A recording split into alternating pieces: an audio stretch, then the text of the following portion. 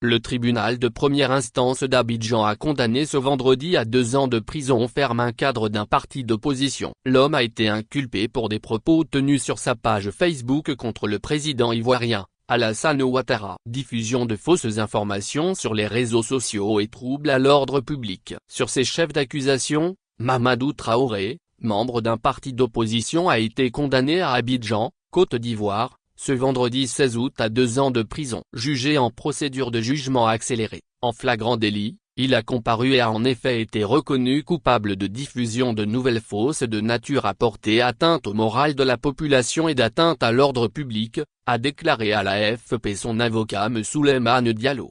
Cadre du parti aujourd'hui dissous Génération et Peuple Solidaire, GPS, de l'ancien chef rebelle et ex-premier ministre Guillaume Soro, Mamadou Traoré avait été placé en garde à vue le 8 août dernier puis placé en détention le lendemain au pôle pénitentiaire d'Abidjan. Un procès politique.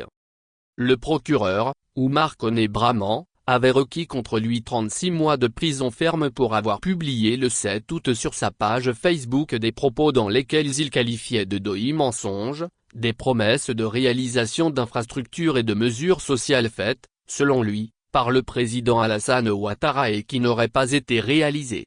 Dans sa publication, effacée depuis par l'auteur, M.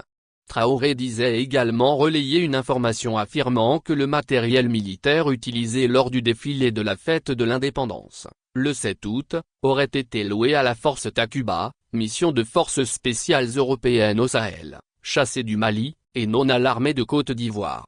Toutefois, son avocat, M. Souleymane Diallo, a dénoncé un procès politique, en l'absence selon lui, de toute infraction. S'il reconnaît les propos satiriques de son client, ce dernier n'a jamais invité qui que ce soit à la révolte ni à la haine. Sur le même sujet Sénégal, les opposants Ousmane Sonko et Bassirou Diomaye Faye sont sortis de prison. Lire en 2022, Mamadou Traoré avait déjà été condamné à 1 an de prison ferme pour des faits similaires. Guillaume Soro, actuellement en exil, a quant à lui été condamné en 2020 en son absence à 20 ans de prison pour recel de détournement de deniers publics en Côte d'Ivoire, puis à perpétuité 1 an plus tard pour atteinte à la sûreté de l'État.